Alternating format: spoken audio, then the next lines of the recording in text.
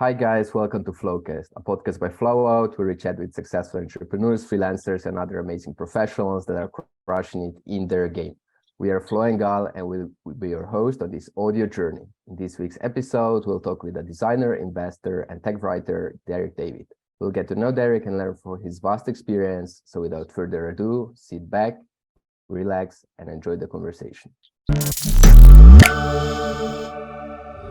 So welcome to our show.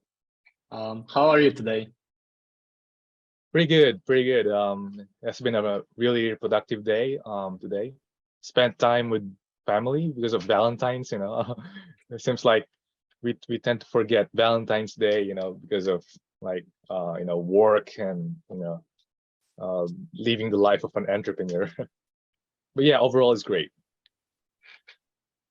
Okay, nice. Yeah, it's a pretty important to share some love and not forget about the people you spend the most with. So let's just kick it off. So let's hear about yourself. How would your family and friends describe you? That's a great question. I mean, I'm so happy that that's like your first question on the list, but my family would describe me as secretive, for sure. Secretive, mysterious. I would say assertive as well. I would be honest about it, but also kind of like insightful and someone would always like open to learning, new things. That's for sure. Yeah. Okay, and what are you like currently working on right now? You have like designer, investor, tech writer, all that things, but what's current state? Yeah, so until last November 2022, I had a full-time job as a founding product designer for this company called Rain, based in New York City. And I left my full-time position to work on some personal projects. And I also like took the time to travel because when you're working full-time and you're working for a startup, so it's just impossible to plan for travels or spend time in your personal projects. So I've been taking time recently, specifically in the past couple of months, on working on a personal project. Specifically, right now, I started the Obsidian, which is basically an independent tech publication focusing on digital assets and artificial intelligence. Just kind of like ride the wave of ChatGPT as well, aside from writing content about crypto, right? And yeah, that's my focus for the next several months. I hope to grow it, increase the readers. Okay, yeah, that's pretty awesome. Thanks for sharing. And I will just guess here and say that you probably self-educate. Can you tell us about that? Where do you self-educate, basically?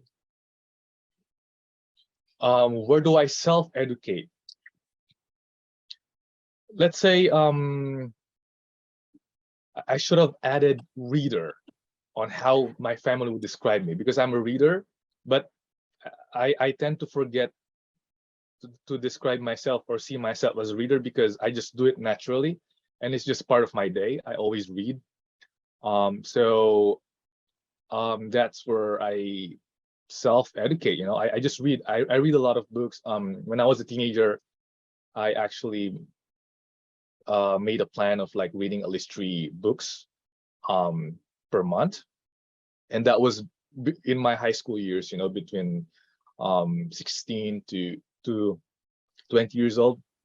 So I learned a lot in my teenage years, just from books alone. Nowadays, it's mostly meeting with people like industry leaders.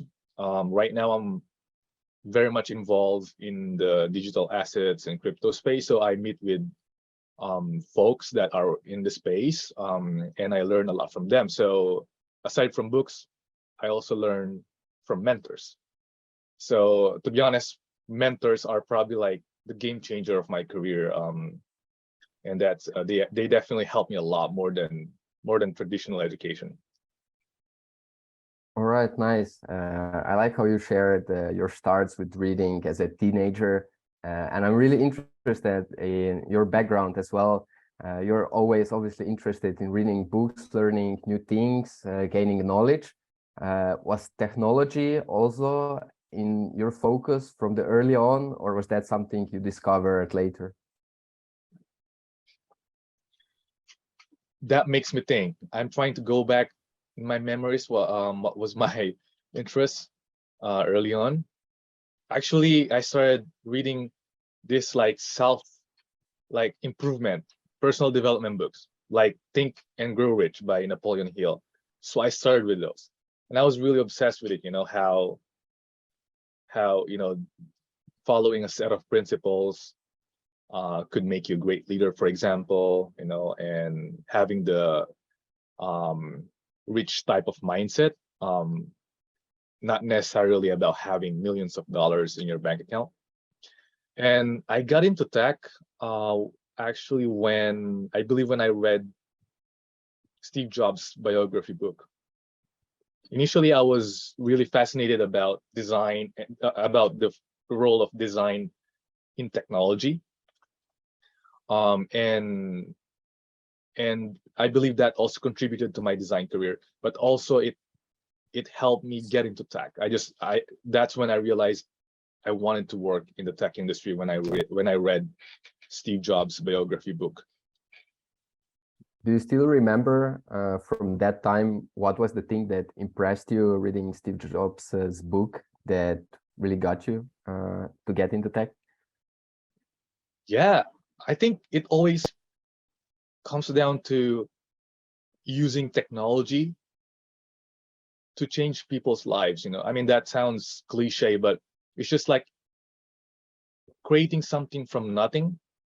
And with that something, you can impact millions of people around the world. And that something is born out of your mind, right? It's just like an idea, and then you put it out there. And that's it, basically. And with the technology that we have nowadays, unlike the past generations, they weren't really able to do it, like how we do it nowadays. So everybody who has an idea can do it, can make it happen. We could literally change people's lives. Oh yeah, this feeling of changing life with technology, I think that's very big with Steve Jobs.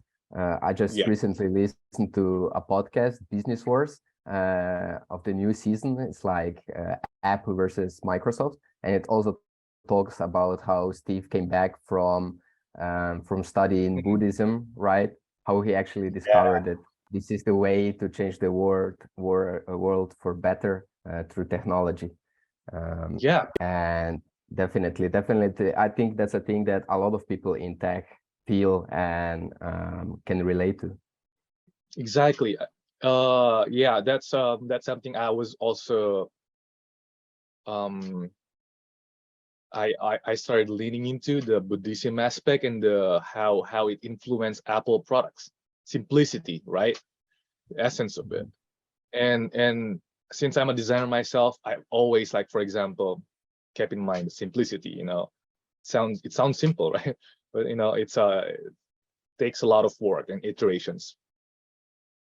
Definitely, and it's so interesting how people discover different things through different ways. Also, besides self-educating and reading, you've also went through formal education. Can you talk a bit about that? Because I know you have some unique experience of pursuing formal education in Europe as well as in US. Can you talk a bit about your journey through academic world? Yeah. So I was born in the Philippines, but I actually grew up in Italy. I basically spent my entire teenage life in Italy. I went to secondary school there. And in secondary school in Italy, you had to choose a particular focus of study, right? And I didn't really know what I wanted to do, at 15 or 16 years old. So I just chose something that interested me, which was corporate economics,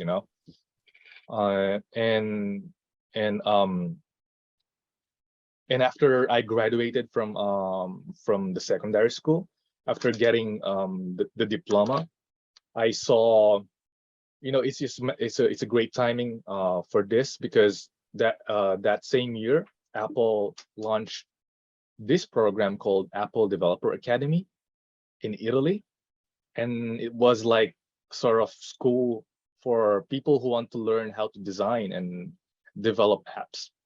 So before that, I already had experience with technology, with like technology, but mostly experimenting with HTML and CSS and CMS like Joomla and WordPress. But that's pretty much the extent of it.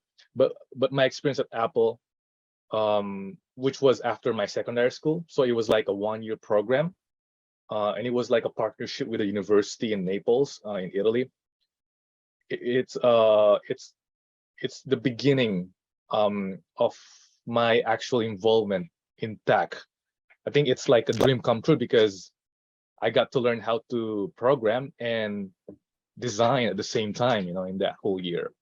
And after I graduated, I was more curious. I was still curious to learn about, let's say, computers, how computers think. So I decided to take the chance to continue my studies in the US.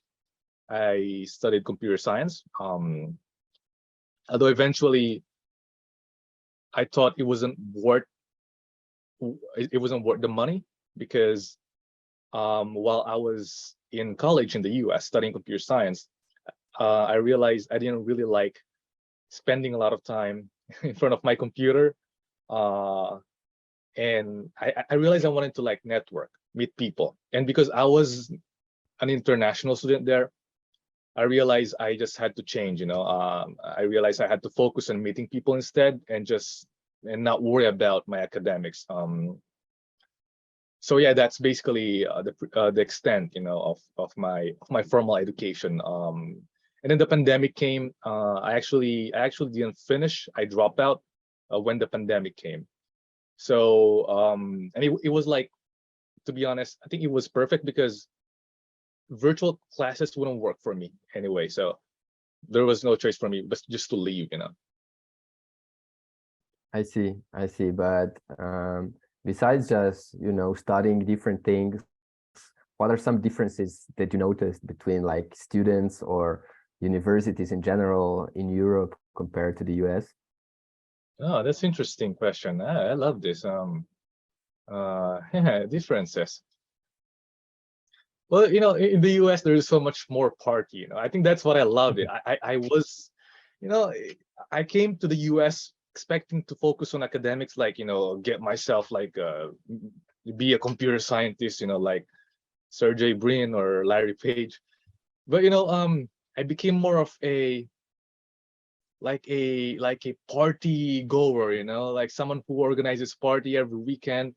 Eventually, I actually got an opportunity to become like the vice president of like the university's exchange student network. So I was like responsible of helping like the onboarding of exchange students coming from Europe, Asia, and we would plan parties, and all that. So like that's where I saw the value of it, the people that I met. And in Europe, it's mostly studying. That's it. You go to class, then you go back to the library or go back home to study. That's it. There's less partying. So that's what I like the most about the US, is the part where you have fun, you meet with people, you connect with people with different ideas. It has its own kind of beauty, and Europe also has its own beauty, but it's mostly on the academics, obviously, and that aspect as well. There, if you really want to study, get a degree, then Europe is a good fit, for example. Yeah, I really like how you explained it. Like partying, it's fun, but it also means it's a form of networking, form of meeting people, making connections. Exactly. A very, very valuable skill later in life. And I just want to touch on it. You spent some time at Stanford University as well, known as a student. What was your experience there? Yeah, so I actually wasn't a student, but I was, this was at the same time. So I went to Iowa State University. That's where I studied computer science. So when I was at this Apple program in Italy, I met this Italian guy who was based in California. So he was like he was a fellow at Stanford University, and he actually sold a company in Silicon Valley. And then he started another company, and then he recruited me as a designer. So that's also my first stint as a, let's say, user experience designer working for him. And I would frequently visit their office in Stanford. So that's where that's pretty much the extent of my experience at Stanford, you know, working for this startup that's incubated inside Stanford University, and working with journalists and the community of inside Stanford. And to me it was enlightening, because I was starting out my design career, you know. It's not like I'm a design pioneer or some sort, but it was also enlightening in a way that I was working with journalists, because like the guy that I work for is an experienced journalist, aside from being an entrepreneur and being a successful yeah, I mean, being a successful entrepreneur and also a journalist. And while I was working for him, I learned a lot of, you know, like insights about journalism, because the product that the startup was building was a journalism product. So there's like a lot of things that I just inhaled, you know, while I was working designing for the product. So it was fun, you know. Yeah. I like the segue that you made, talking about your first job in design, and then later you held various roles. You actually work in many different fields like design, journalism, fintech. Can you tell us a bit about how your career has then progressed till the role that you hold now? Yeah, so since this was 2018 when I started working for this startup based out of Stanford University. It was called Pactil. Then after that, I worked for another startup also based in Stanford University, because I was referred by my former employer. I started working remotely part-time as a designer for another also journalism product, journalism startup that was based out of Stanford University, collaborating with this certain journalist. Since then, my work, come to think of it, my work was mostly remote, to be honest. I think there were only few instances that I had to go to an office. For instance, when I was at Iowa State University, I was a layout designer at my university paper, Iowa State Daily. So I was working in a newsroom, but not as a writer or journalist, but as a designer. So I also learned a lot from, you know, from that environment, being surrounded by journalists. I feel like the universe is telling me to become a journalist, you know what I'm saying? It's funny, you know? It's like I always find myself in the journalism field, even though I consider myself more of a designer. That it's funny, you know, how the universe works. So I mean, a year later, so let's say this was 2019, and then 2020 pandemic. There was like a travel in between. When the pandemic came, I traveled back to Italy, visit my parents. Eventually, I decided to settle back in the Philippines because of the weather. I started like a couple of projects here. Eventually after like hearing a lot about crypto, that's where I got, let's say, an interesting break in my career, when I started getting involved in crypto. And this was like late 2021. at first I only started writing about crypto on my blog, but then I had a friend who started a crypto company, and then he recruited me as their founding product designer. Um, I eventually transitioned to another company because it wasn't a culture fit. And that company was Rain, which I liked the most. I spent like almost 10 months at Rain, and I was also their founding product designer. Rain is also a crypto company, although I would call them more of a software as service servicing organizations that hold crypto in their treasuries, something like that. They're basically like Brex for crypto. I would describe them. At the same time,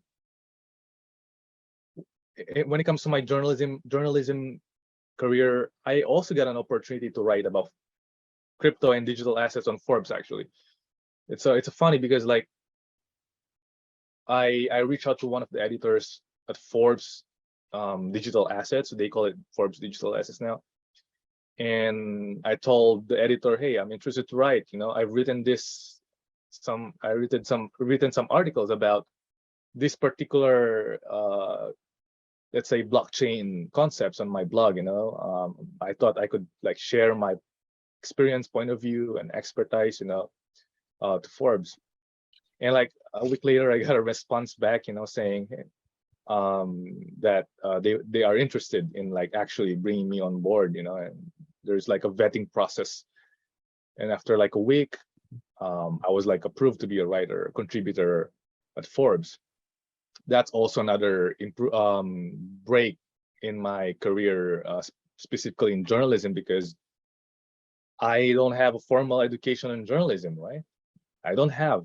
It's funny, right? But most of what I know about journalism, I learned them by being surrounded by journalists. That's it. You know, like I mentioned, in college, I worked for my university paper, but as a designer. And then my first job as a designer was working for a successful journalist in Stanford University, and also collaborating with other journalists from Washington Post and so on. And at Forbes, it felt like it was my crash course to journalism, because I actually learned to be a journalist for the first time, you know, like learning how to do this and that. And I actually made a lot of mistakes, you know, but for the editors were kind enough to, you know, mentor me as well. So I learned a lot from that experience. Yeah, and I'm happy where I'm at right now, because I use my unique let's say background in technology, my unique experience in design, specifically in user experience design, and my my interest in journalism, you know, especially when it comes to technology field. So I'm kind of like combining it all together, you know? So it's like it's connecting the dots, you know. Wow, yeah, that's pretty cool. Can you maybe share just a little bit more experience about your current like position as managing editor, right, of the Obsidian, considering you didn't have any background from journalism, like you said. So yeah, so it's actually so the Obsidian, I actually started it like recently, February, this month. I actually founded it. I just called it I just called myself the role as a managing editor instead of like the founding editor, because that's too cliche, founding editor, you know. But it's a publication, right? So I would just call myself managing editor, you know. So so yeah, I started it, and the idea for the Obsidian, actually I got it from Forbes, because I saw a lot of opportunities that wasn't, let's say, that I didn't get a chance to do at Forbes, because of course bureaucracy and Forbes is too big of a company to actually implement this, you know, like innovations and ideas. So I told myself I might as well start my independent publication, and so I could have flexibility on topics. plus, there's no ads, paywalls, because me myself, I hate going to Bloomberg and having to, having required to pay just to read it. If how would people get informed and educated if you have to pay for an article? It's funny. I feel like there's certain content out there that should be free, without requiring people to free. So when it comes to like formal education,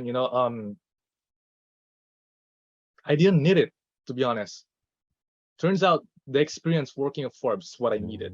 I got like practical, experience there, practical tips, and people who mentored me were experienced journalists. They have like 10 or 15 years of experience as a journalist. They gave me what I needed to know, as a rookie, as a newbie in journalism.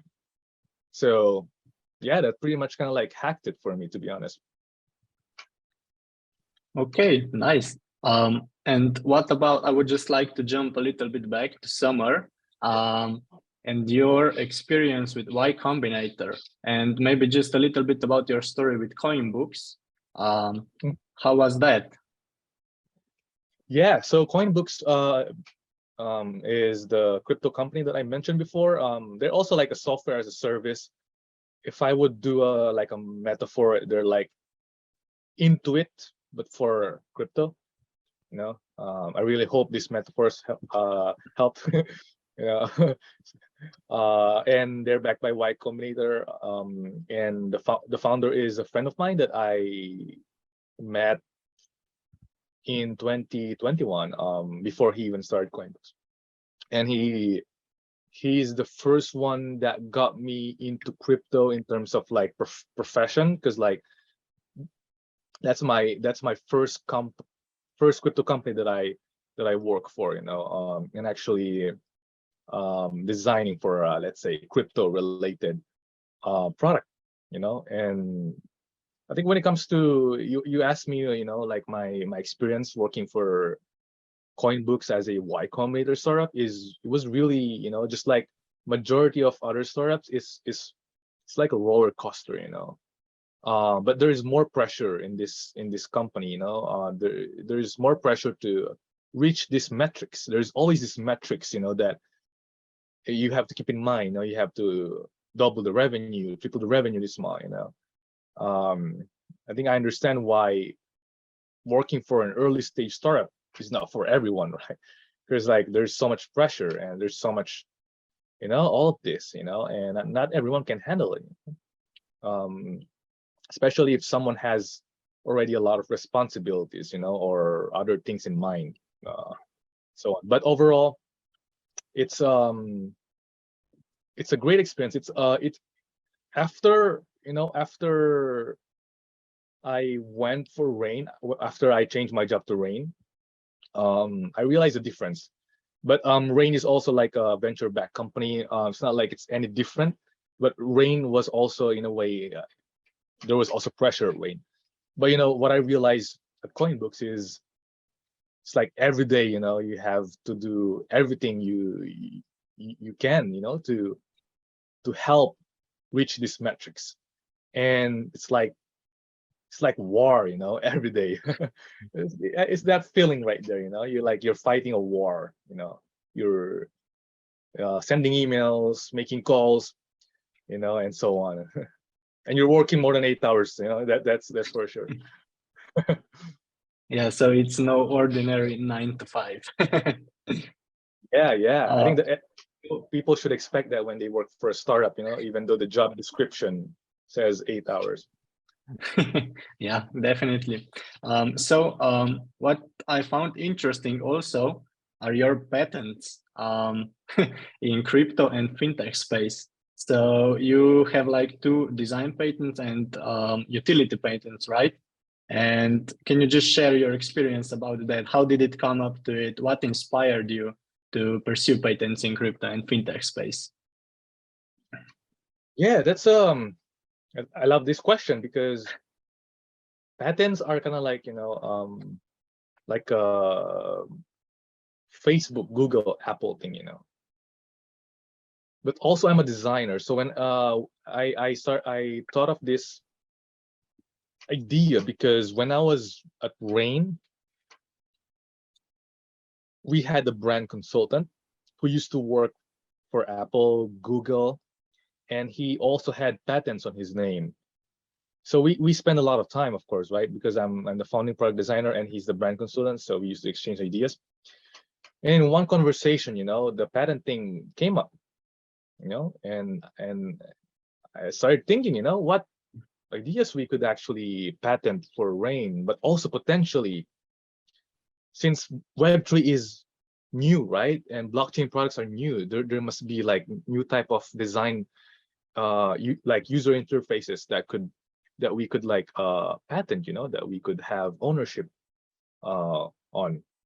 Because like if you see most products, let's say for example, Robinhood, Coinbase, almost every screen is patented, the way they display the price, the way the chart is, the way they display the spacing between.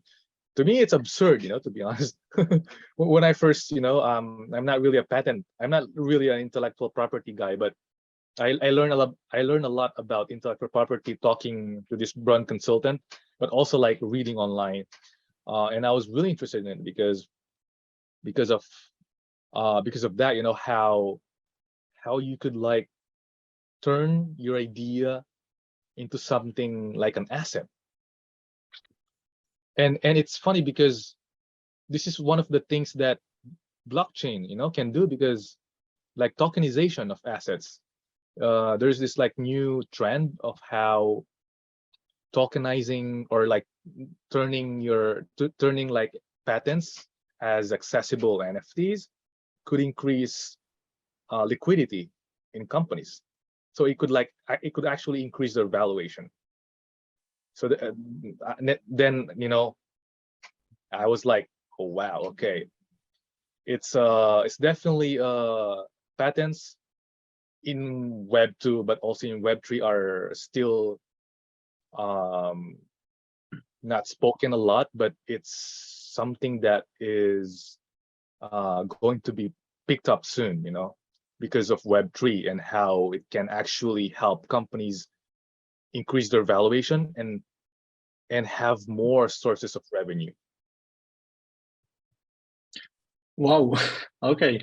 Cool. And what do you think is like the best case scenario for these two?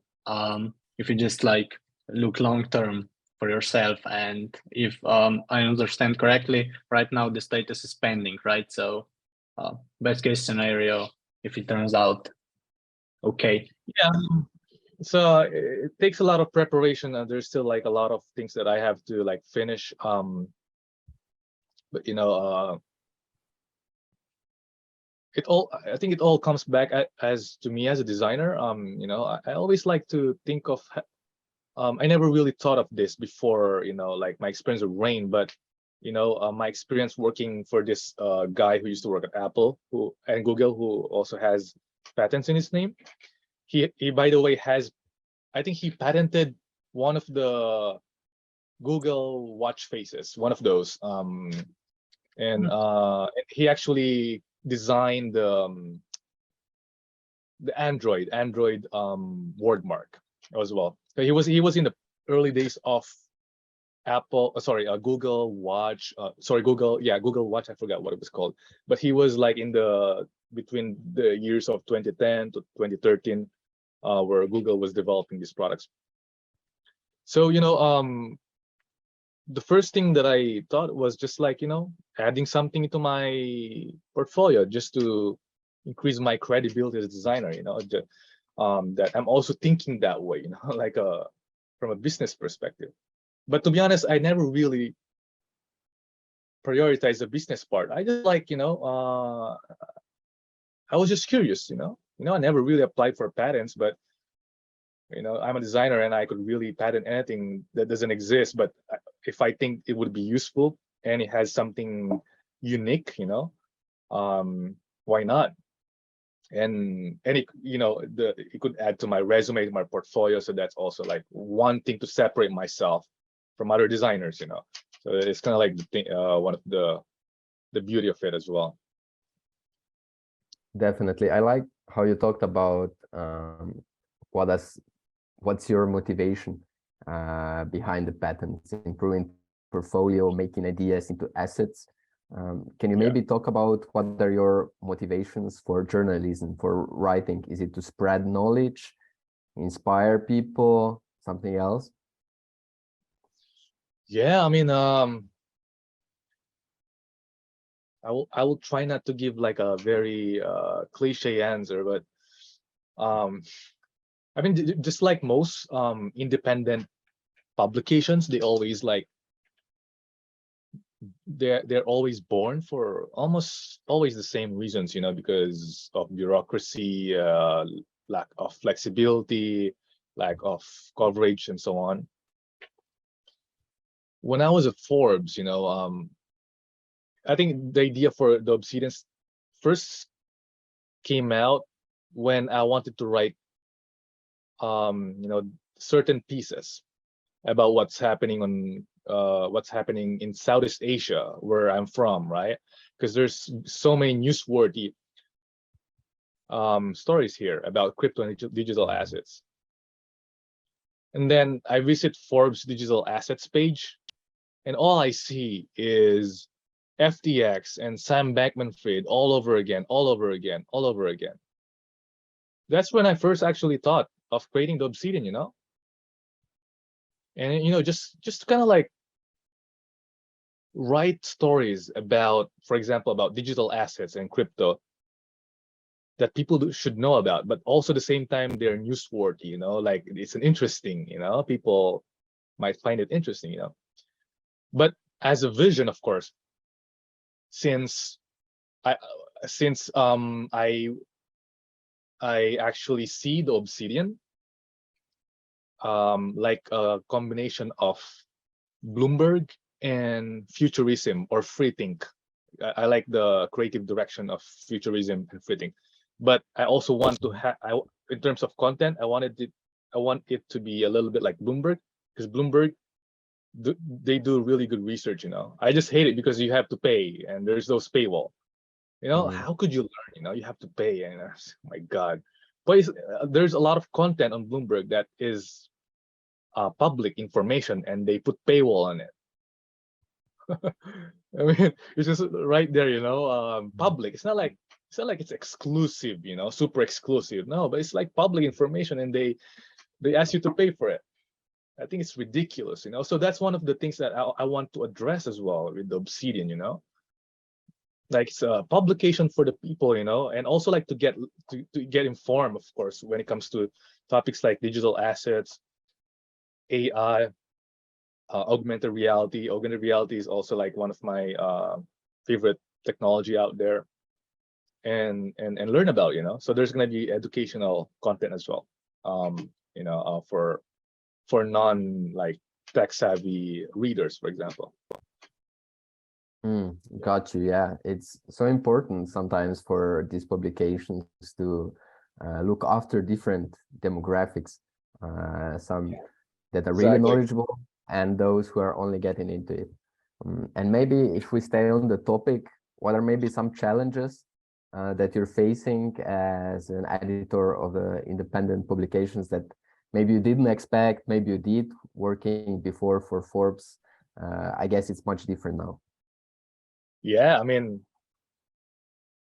it woke me up, you know. It's like it's a slap in slapping me into waking up to the reality that I don't have the same audience and, you know, like, or credibility or reputation as Forbes, you know.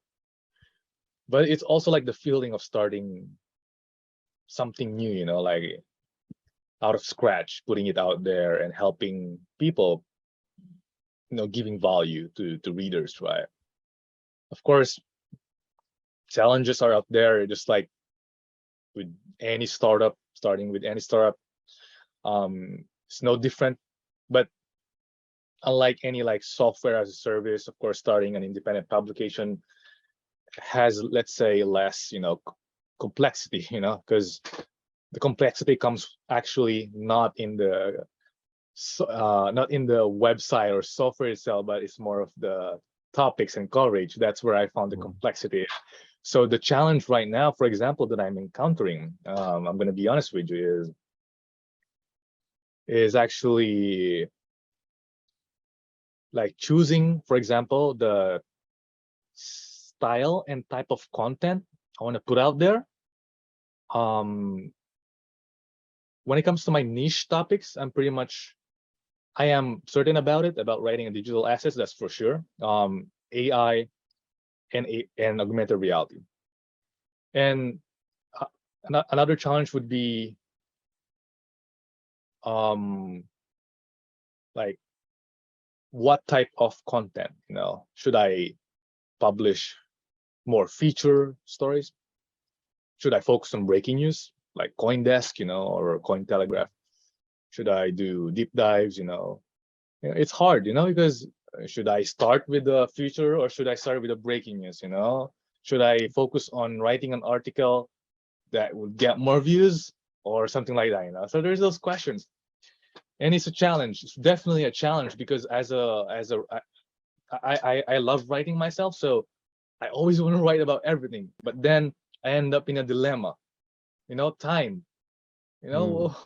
Which one should I invest my time first? It's so hard, man, but it's also so fun, Maybe if you have some advice, later, like off the record, give me some advice, or right now, that would help narrow down my focus. But I'm open to any ideas. Definitely. I mean, thank you for being so upfront with the challenges. Yeah. It's definitely not easy figuring it out, although I have no doubt it will work out.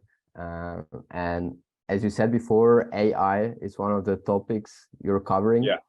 I want to touch on that topic of AI and writing. There has been a lot said in recent weeks. Is AI taking over the journalists and the copywriters' jobs? What's your take on that? That's I'm not surprised with that question. I think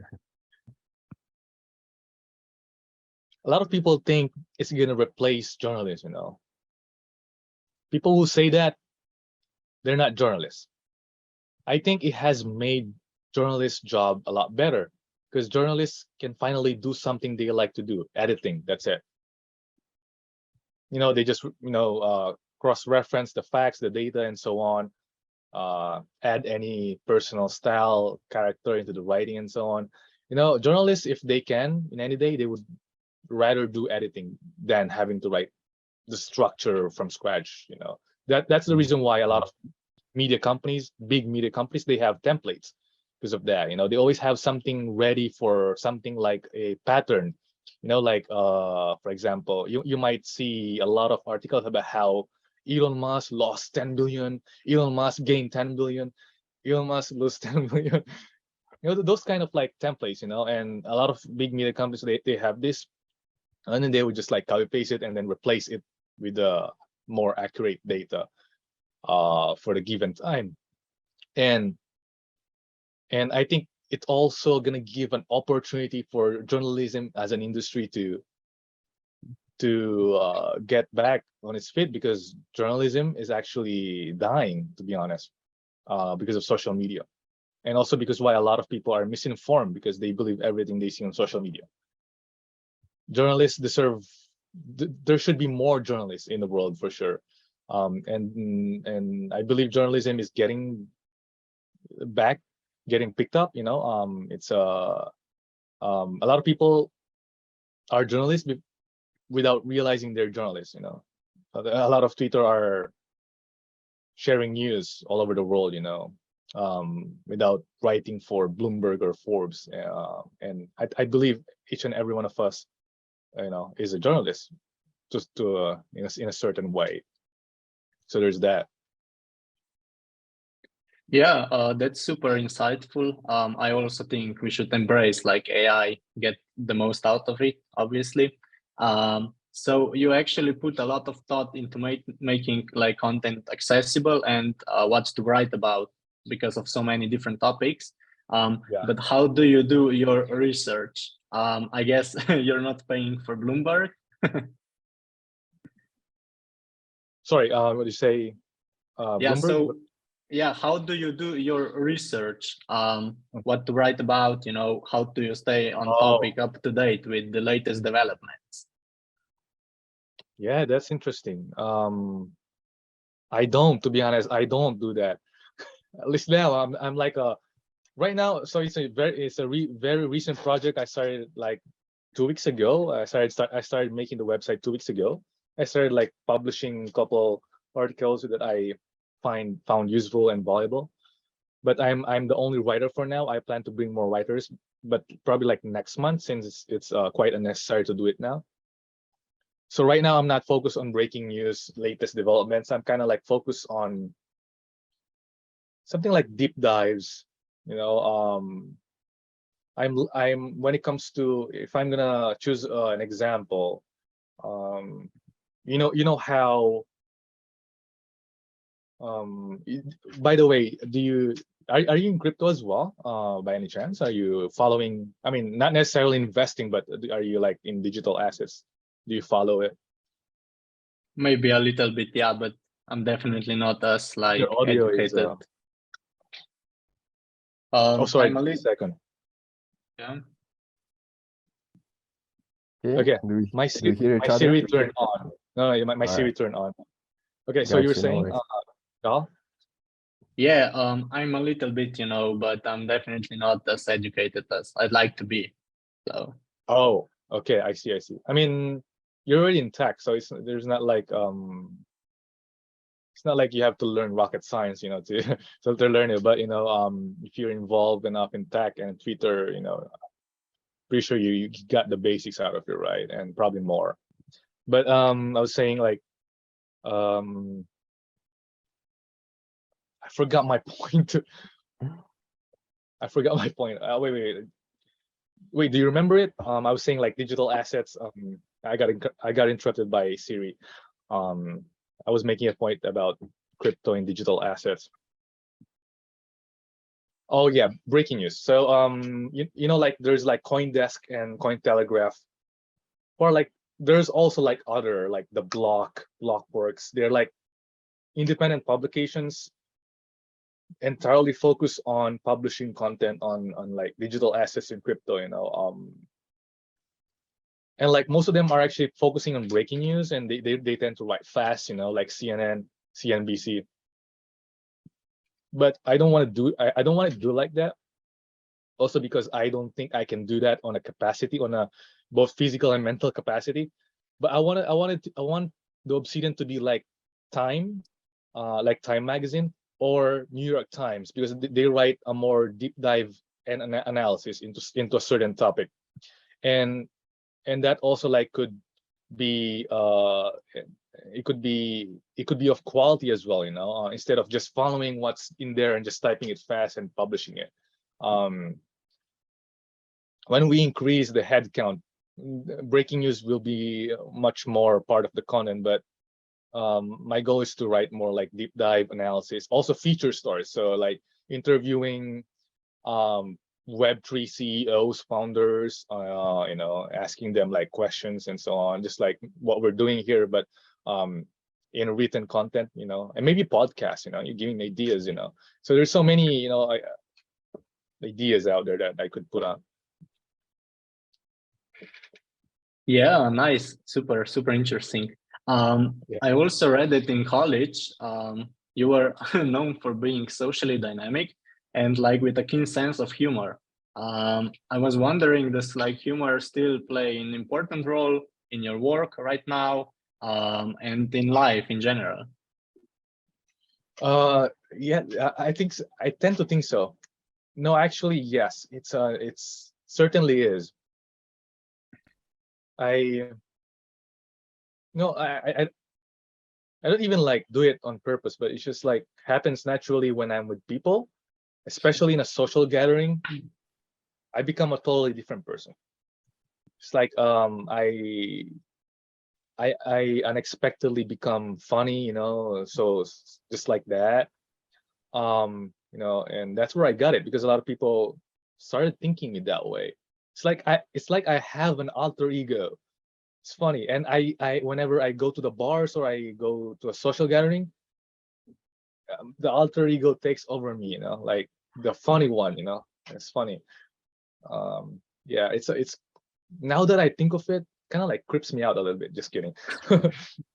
But it's what people describe me, because like I met people from all over the world, Asia, a lot from Europe, a lot from South America as well, and they all thought the same way of me as well, right? But they're not. It's like I was always like the one. They thought that way, like making funny remarks, like witty, like comebacks, for example. And so like I was definitely not, for example, the boring, one of the group. So that's for sure. I guess in my time back in college, my self-awareness wasn't that strong. Maybe I was just kind of like living my life, and whatever happens, right? I think that's also what makes it happen, because you just go with the flow and you don't care, you don't have expectations, you relax yourself, right? When you do that, a lot of ideas just flow out of your mind. It applies as well in design, when I don't force myself. Yeah, it's amazing. Yeah, exactly, like you're a free spirit. Thanks, man. I appreciate it. But yeah, maybe not on so joyous note, I also just would like to ask you, how do you approach problem solving in your work? Do you follow any guidelines, maybe specific approaches? Interesting. Yeah, I mean, if I think very thoroughly, whenever I approach problems, I always think of it in a very design thinking way. Identifying what the problem is and making sure it's actually a problem. If I can, I would write it as a problem statement on a piece of paper, just to kind of have a clear picture of what the problem is. And there's this realization that most of the solution is in the problem itself. And in design, it's actually most of the times it's like that. I mean, in user experience design, product design, if something doesn't work, something, for example, if your wait list form doesn't get a lot of, let's say, clicks. Oh, no, let's say it doesn't get a lot of conversions. Like a lot of people start it, but they never finish it,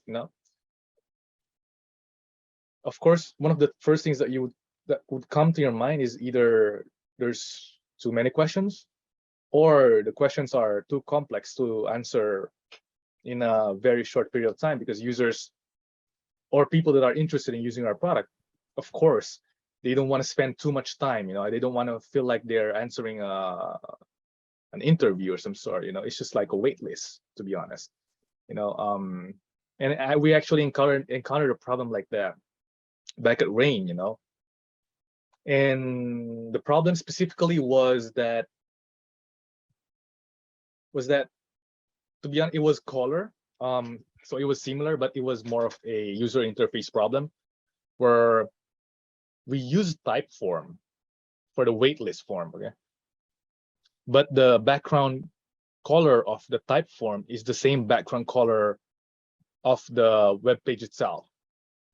So when people go to the waitlist page, they were confused, because they thought the Typeform embedded into the web page is like part of the web page. So it was confusing, like how you swipe it. So basically the navigation usability was a big problem there, because of the lack of contrast. They couldn't distinguish well about the web page background and the Typeform background.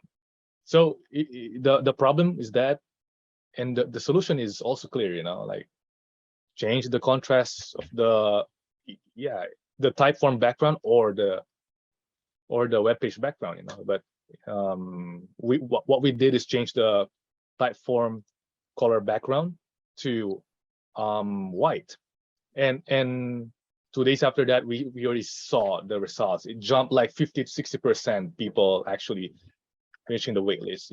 I didn't even realize back then that there were so many people interested in using the Rain product.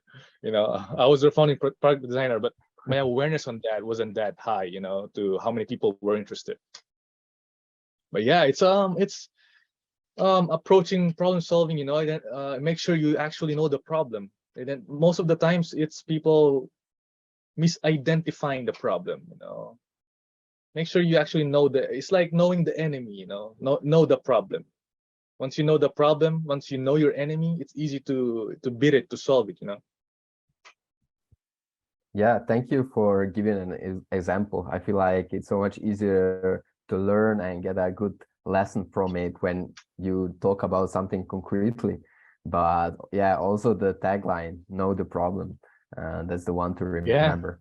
And as we get closer to the end of this episode, I feel like our questions are again going a bit more general, exploring, like picking your brain, exploring how you think. And I also want to know, we talked about problem solving. How do you balance your work and personal life? How is that? You work remotely. Your work with American companies being based in Philippines, working night shifts. How do you manage? Yeah, I have the same question about myself, to be honest. How do I manage? Damn, I guess I don't. I recently read a blog post from this guy, also involved in like crypto, big fan of Vitalik Buterin. But he, it's not like that is relevant, but he talked about how like over scheduling or over managing your time can cause more anxiety and stress. Of course, not saying that you should be less organized, but you should find a way to kind of like balance it, but also like experiment in having no exact schedules or something like that. Of course, you would have on important meetings, you would have it on calendar, but don't put everything on the calendar. That's kind of like the point. And I experimented it, this week, since last week, and it definitely worked. It definitely caused me less anxiety and stress, that's for sure. And to your question about how do I manage, I don't ever think about how I manage, to be honest. I guess I just do whatever I have to do, and I always put like 3 things in mind every day, 3 important things, just to kind of like also reduce the pressure. 3 important things that I have to do, that's it. The rest are secondary. And I always keep that framework in mind, and it always works, And to be honest, it's also like hard if you ever think of like managing your time. If you think it from that perspective, it's hard. Of course, it's hard to manage time, especially when you have a lot of things to do and you're working remotely. So the matter here is the change of perspective on how you see time. Instead of managing it, let it kind of like flow through you, and just like think from a framework perspective, like 3 things. Don't think from a time perspective, but like from a goal perspective on a given day, something like that. Got you. That's some very useful, actionable advice. Definitely something to remember. And zooming out a bit more, your background is quite diverse. We talked about it, born in Philippines, now living there, grew up in Italy, lived in the US. Do you feel like you take pieces of mentalities of these different nation cultures and put it into your approach to work? Or is there like a predominantly one mindset you take, or do you feel like actually these cultures are not that important? Oh, that's a lot more complex question that I thought of. I think cultures definitely mattered. Just to start, definitely, especially from Asia to Europe. It's not like from Philippines to Singapore, but even that cultures even matter. But my I still remember my first week in Italy. I was like 12 or 13 years old. At first, it felt nothing, like felt normal. But I felt the cultural differences in school, because I couldn't speak Italian back then. And and Italians are known for being like casually racist, to be honest. But it's fun. Italians are fun in a way. They're actually very upfront, straightforward. And whenever they're like, from my experience, whenever they're like joking about racism with me, they never really like take it like from a like negative perspective, but it's just like it's also a sign that they're actually getting close to you, and most of the time it's actually turned out to be true. I think that attitude on Italians will never go away, because they always like to joke about stuff, like they're like famous, they became popular for like this like crazy sinful type of jokes, comments, like especially like Southern Italians. Oh my god, they have this like swear words that specifically, like if Jesus or God will hear it, he will come back alive and destroy pasta, something like that. But definitely cultural differences, but to the US much less, to be honest, much less. I already spoke English a lot better. I think I started learning English when I was in the Philippines, early on, elementary. I started practicing it more in Italy. In America, my transition was smooth, to be honest. Was smooth, really smooth. In fact, my first week there, I was already partying the first week. Actually, I got invited to a party, and I was already hanging out with Americans, and we were talking about like American stuff. I didn't even know what they were saying, but I was just like nodding, and I was saying, "That's cool, man. That's cool. Tell me more," something like that. People, Americans love to talk, and if you just listen, then they become your friends. It's easy. And the next time you see them, they buy you drinks. It's free drink, man. And when it comes to mindset, definitely I don't have a Filipino mindset, that's for sure. When I came back here in the Philippines, I don't feel like at home at all. Even now, I feel different. I feel, well, first, because I spent most of my like teenage life in Italy, so I definitely feel more Italian in a lot different aspects, mindset. But in terms of like, of course, like creativity and innovation and like imagination, I think I adopted a lot from the US. It's crazy. I just didn't know that it was in me, but it's just like also about the language. When I speak English, I have this certain mindset. When I speak Italian, I become this judgy type person. It's just like definitely different personality when I switch languages, for example. And it's funny how it works, right? I think it's the same for I think for mindset as well. But mindset are a little bit more taboo, you never like notice them in that very evident way, just like with language, because it's just right there, it's just working. But Italians, unlike Americans, they're too relaxed. They're not that, they don't really work hard as much as Americans. They have different idea of working hard. I think they love work, but they don't really like working hard.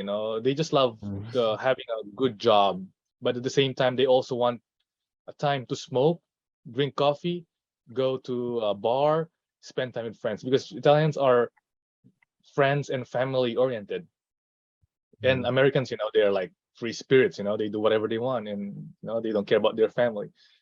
So I'm kind of like in the middle. But when it comes to aesthetic design, I'm definitely a lot more Italian than American. I noticed that too. You know, like details and everything. Yeah, I adopted a lot from Italian when it comes to design. You know. Okay, wow, yeah, it was really interesting, especially hearing someone who can, you know, pull little things from different part of his life, and then how it actually then results in the work in your design. Um, you gave us so much advice today. I wanna hear, maybe, do you remember one piece of advice that was really useful for you? So what's the best advice you've ever heard, and how did you implement it? Oh, that's interesting. And I'm not kidding when I say it's interesting. Because like when I was traveling in Chicago, this was like 2020, I was still in the US. I met this professor in like a hostel, you know, like for students Mhm. in downtown Chicago. And I asked him for advice. You know, and I asked him, you know, like, so you're a professor, what advice would you give to a 24-year-old, you know, I think I just said 24-year-old, that's it. What Mhm. advice would you give to a 24-year-old? And his answer is 3 words actually. He said, "Oh, you're fine." That's it. But it's the tone that matters. He said it like, "Oh, you're fine." He said it like that.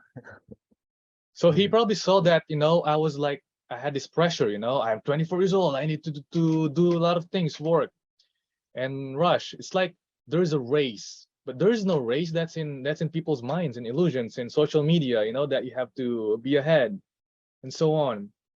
But Mhm. even me, I still get trapped with this illusion of race. You have to be ahead, you know, and so on. But it doesn't exist. That doesn't exist, you know. It doesn't exist. So I still think of that 3 words even today. Whenever I get stressed or pressured, I think that, you know, oh, you're fine. You know, it gives me relaxation that I will be fine. Doesn't matter, you know. Who cares? You know, that kind of mindset. But also don't put too much pressure on yourself. Give yourself time to relax. You know, eat well. You know, have time to get sunlight and so on. You know, because, you know, for example, health, of course, is also important. You know, if you want to maintain sustainable success, right? So yeah, it's you know, to people who are hearing this, you know, oh, you're fine. Yeah, that's super interesting. First time I ever heard of advice like that. And I Yeah, think, me too, man. yeah, doing Me like, too, man. When I heard that, you know, I was expecting like a long, detailed answer from a professor, you know, because yeah, it was crazy, you know. Oh, you're fine, you know, and it stuck to me, you know. It stuck to me. I think I will bring that until my last day on earth, to be honest. yeah, definitely. I mean, from this podcast episode, I think, oh, you're fine is the keynote we should take. Yeah, that would be funny, right? Okay, so Yeah, you know, yeah, it's a marathon. It's a marathon, right? At the end of the day, you know, Yeah. a race. There's no race. It's a marathon. It's only you against you. But it's a marathon. Take your time. You know, you'll be fine. yeah, most definitely. So just quickly before we let you go, I'd like to ask you a few rapid questions. Sure, sure. So what's your favorite book? Favorite book? Huh? I think Think and Grow Rich by Napoleon Hill. Okay, if you listen to any podcasts, what's your favorite? Oh, that's hard. I don't really listen anymore.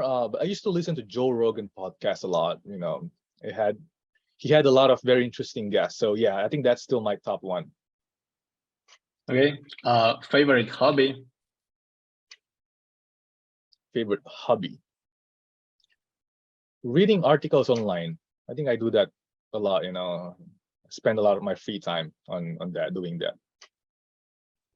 Okay, and what's your favorite tool that you use daily for work, personal life, whatever? I think ChatGPT. Very recently, ChatGPT, man, it's my like new companion tool. But if I'm gonna choose another tool before ChatGPT, Notes app from Mac. Yeah, that's it. Yeah, basically. Or if you're using Windows, there's also Notes app, but you know, the Notes app, yeah, regardless. Cool. Yeah, I need to put those ideas down. You know, the Notes app looks so simple, but it has a lot of amazing like you know, like those features that are useful, just like that, intuitive, amazing. Okay, and the last one, what's your most used app on your phone? And let me take a look right now. Most used app, I think it's probably like my banking apps. That's for sure. I visit like my banking apps. You know, no, actually my my investment apps, my stock portfolio. You know, I want to see my gains, man. You know, and to be honest, you know, the market is not good. It's not that good either. So I tend to check on my portfolio, not crypto but stocks. So I watch closely my stocks, you know, and see if there's any decision I have to change or like a company that I have to like sell or so on. Yeah, it's fun. Okay, yeah, thank you so much for sharing. It's a pleasure. I think I can say it for the both of us. It was really, really great talking to you. You've been an amazing guest. Also, yeah, thanks for the interesting, helpful insights. And I think we all can learn a lot from this conversation. So I wish you all the best and hope to chat with you again sometime soon.